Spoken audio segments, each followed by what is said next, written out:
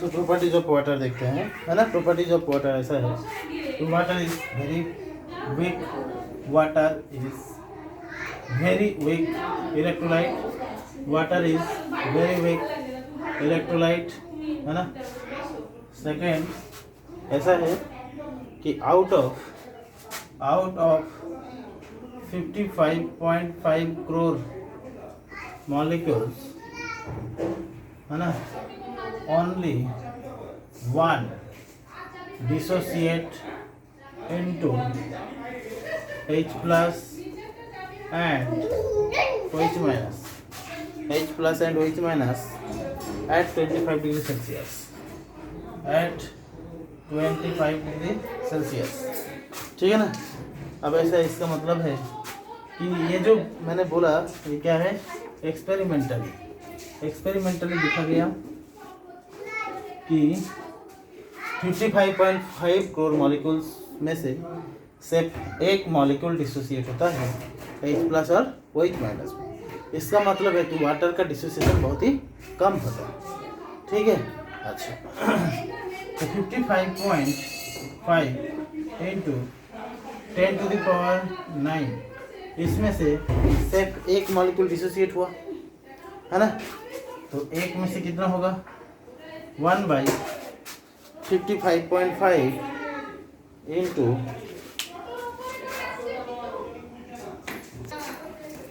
तो 55.5 करोड़ मतलब 10 to the power 7, ठीक है ना।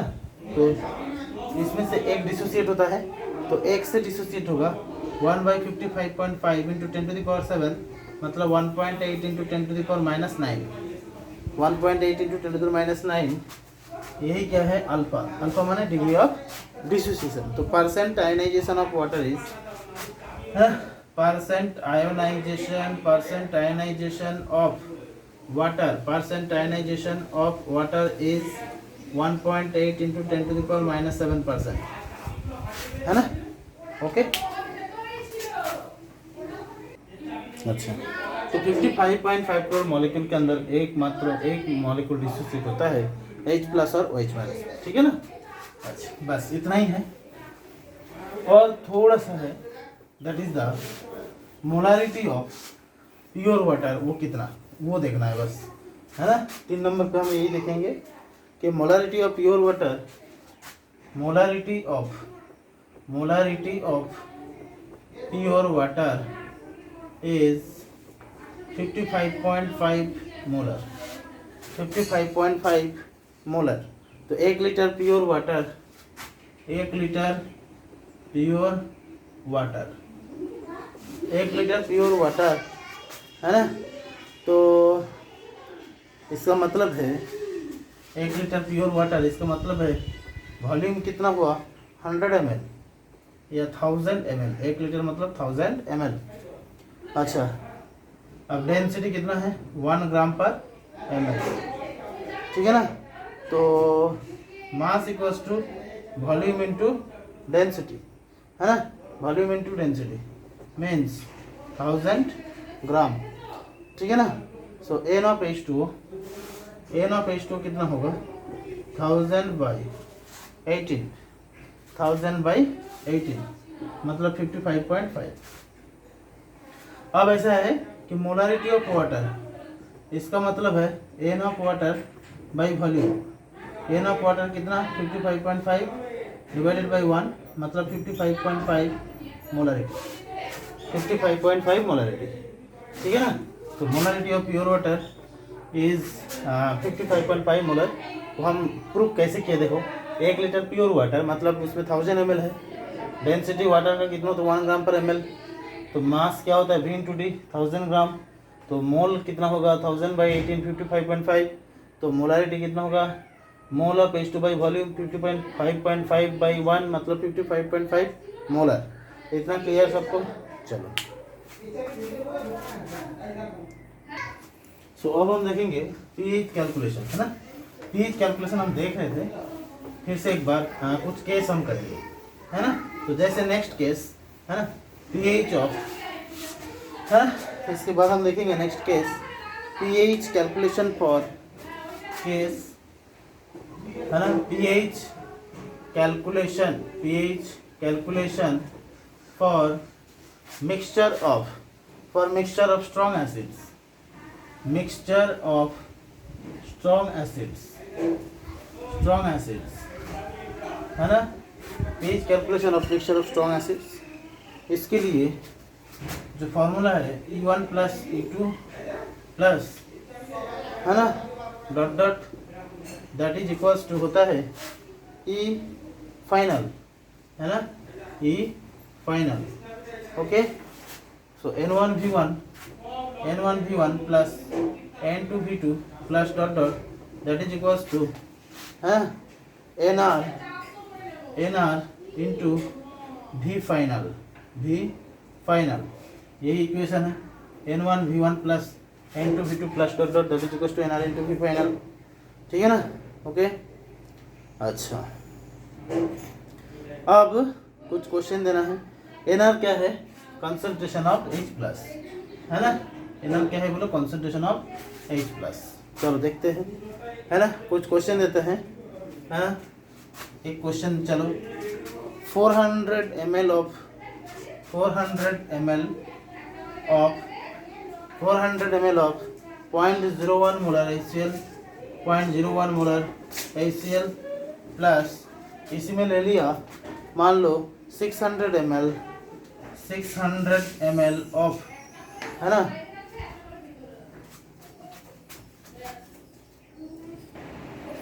तो नेक्स्ट क्वेश्चन करते हैं। 600 ml ऑफ, है ना, 0.005 मोलर H2SO4, 0.005 मोलर H2SO4, है ना।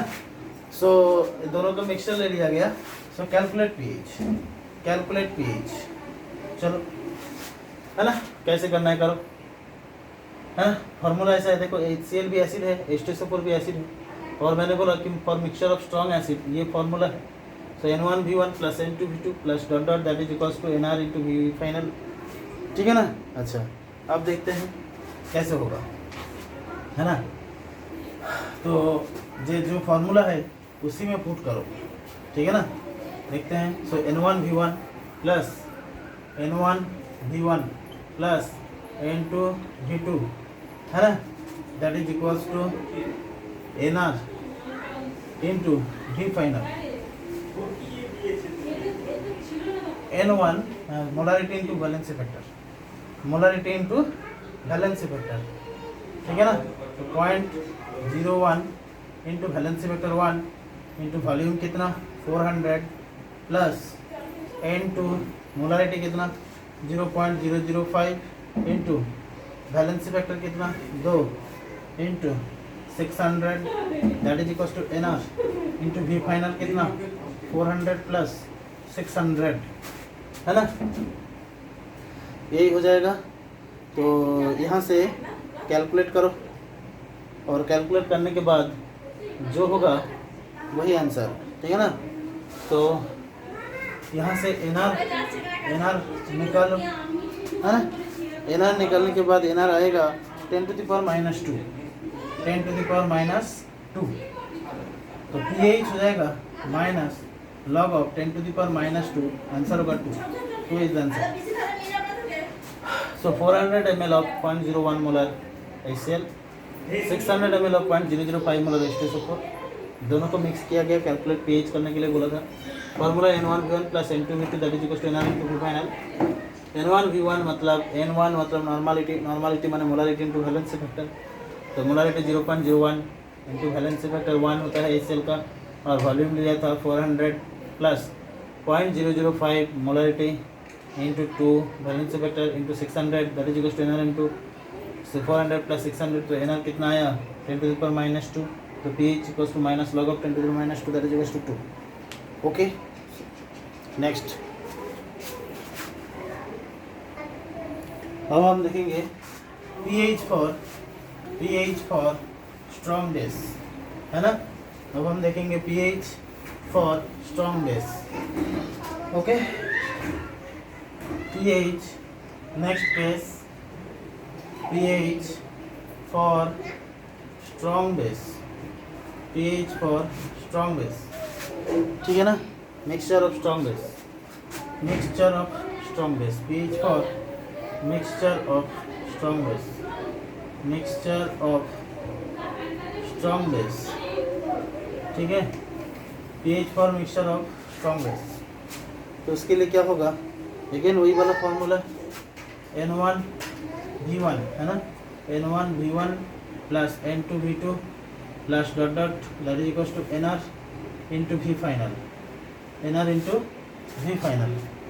ओके, अब NR यहाँ पे क्या है, कंसंट्रेशन ऑफ OH माइनस, क्योंकि मिक्सचर ऑफ स्ट्रॉन्ग बेस है यहाँ पे, तो POH हो जाएगा minus log of NR, minus log of NR मतलब minus log of concentration of OH minus, है ना. क्वेश्चन दिया है 200 ml of, question 200 ml of 0.01 molar, 0.001 molar NaOH, है ना, 0.001 molar NaOH plus 800 ml of, है ना, 800 ml ऑफ 0.005 मोलर, 0.005 मोलर, है ना, DaOH होल 2, ये दिया गया. ठीक है ना. तो अब बोला गया इसका pH कितना होगा, ये मिक्सचर लिया गया, है ना.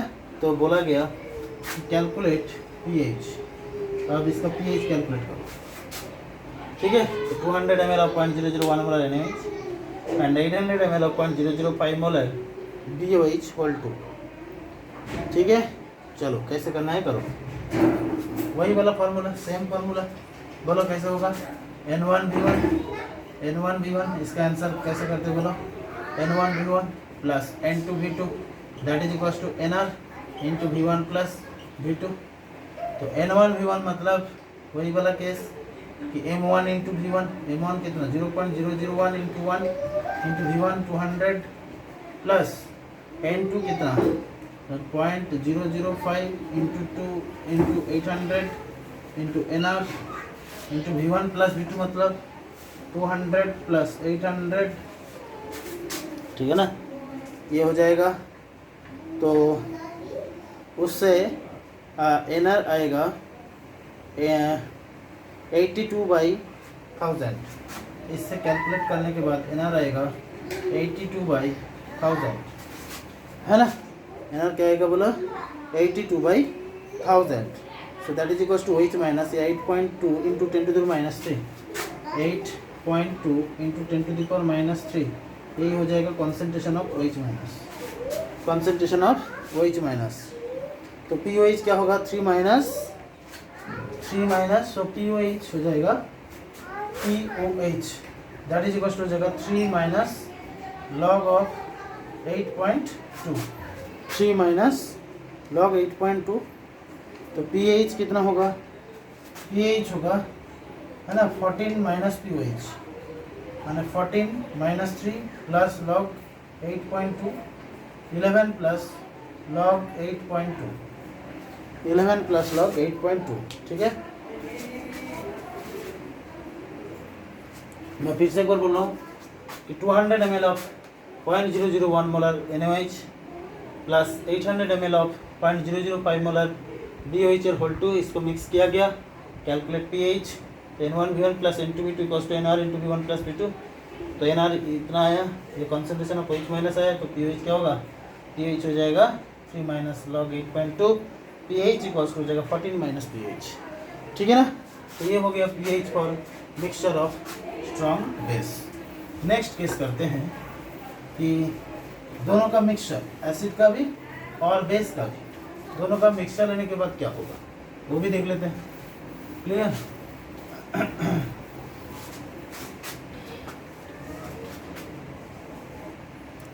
अब नेक्स्ट केस है pH for mixture of strong acid and strong base. pH for mixture of strong acid and strong base. तो एसिड और बेस, एसिड प्लस बेस, ये दोनों मिलके क्या हो जाता है, salt plus water, salt plus water होता है, ठीक है ना।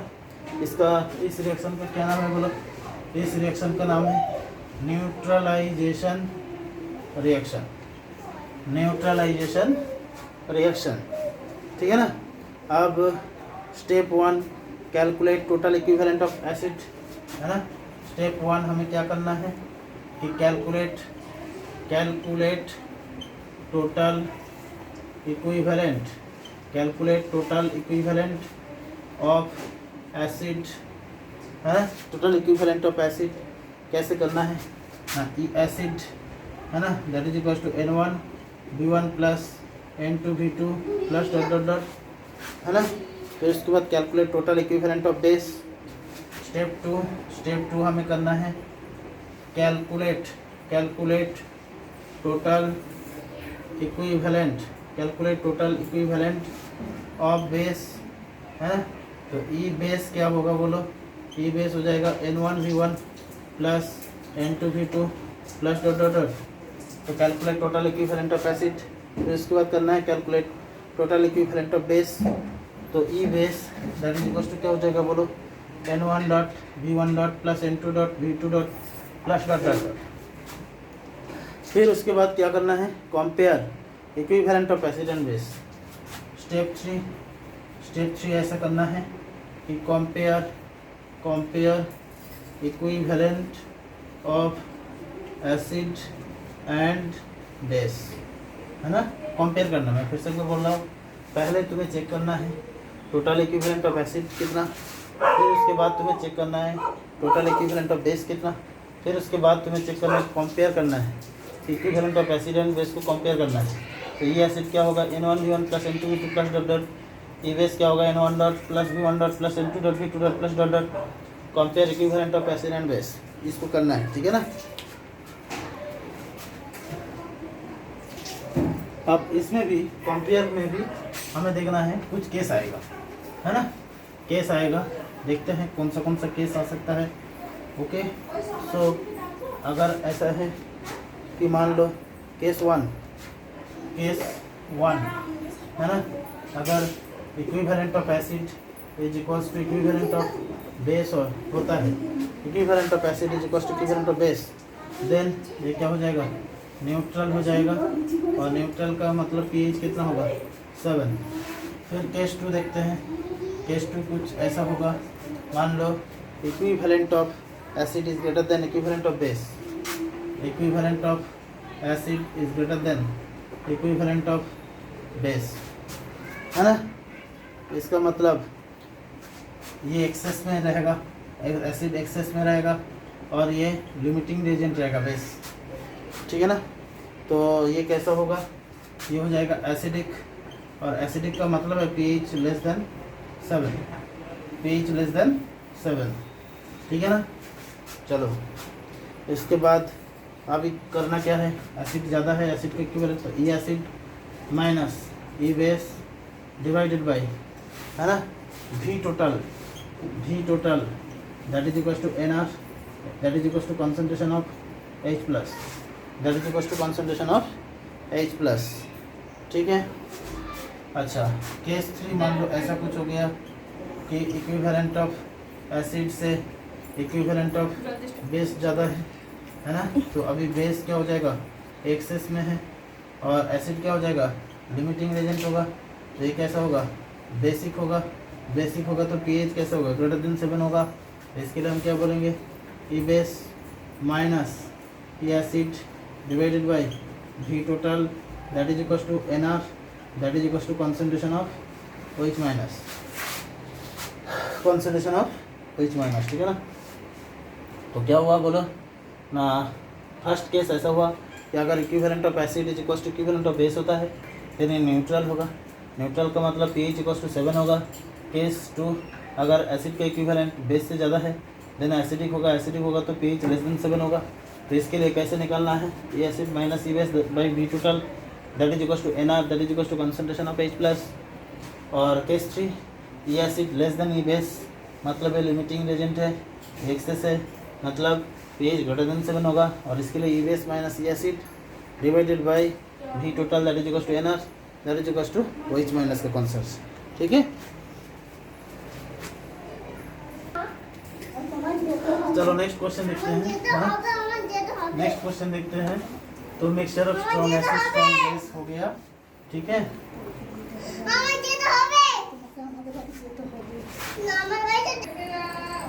सो नेक्स्ट क्वेश्चन है ऐसा कुछ कि मान लो 100 ml ऑफ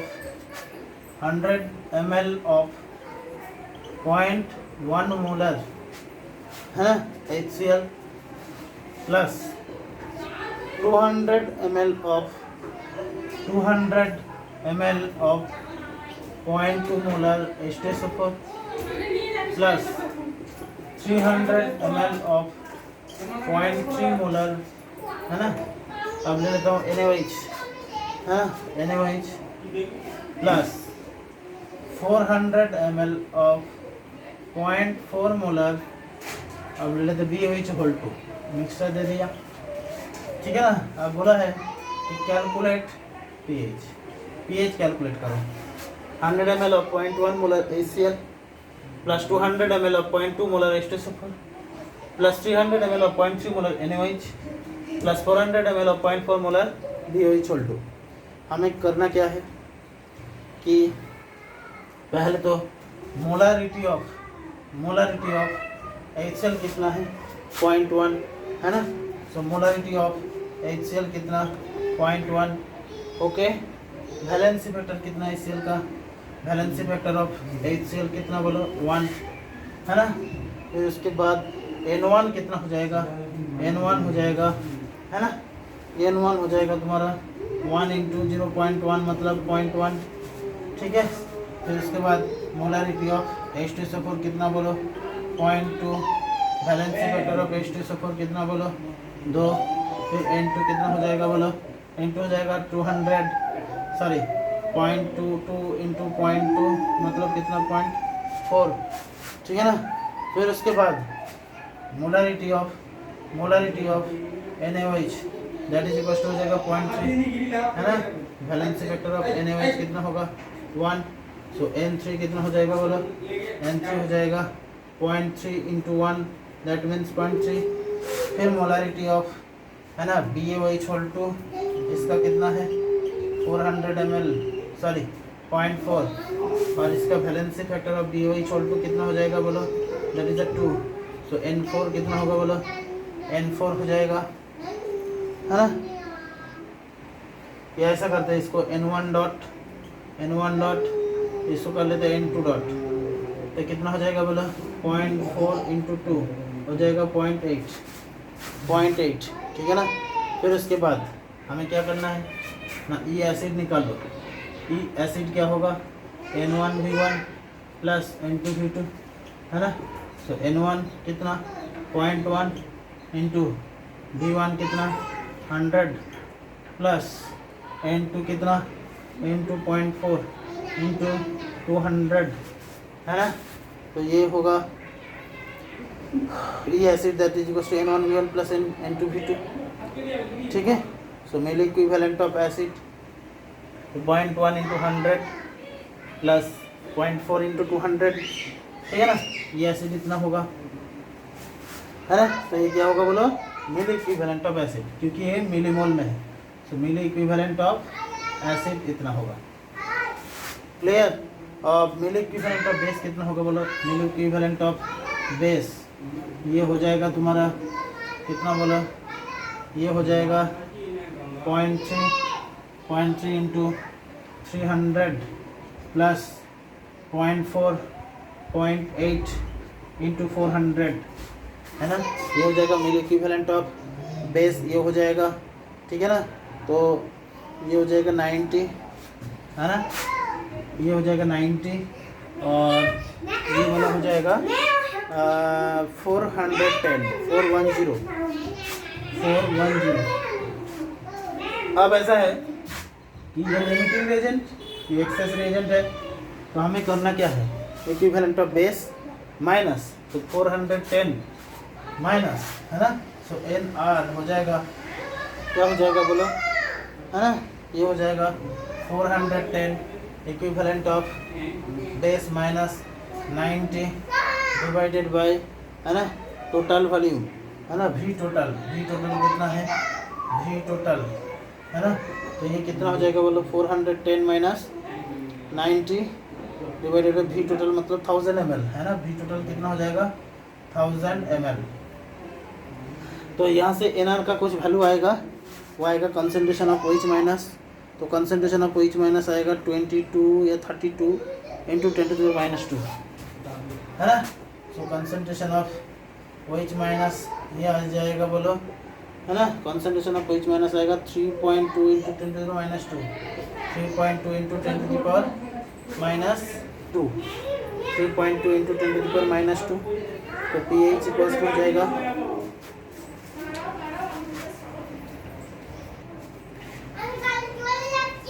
32 इंटू 10⁻²। तो pH कितना होगा बोलो, 2 माइनस log 32।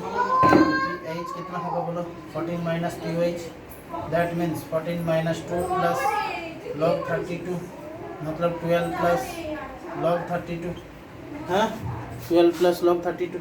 क्लियर इतना। तो इस टाइप का होगा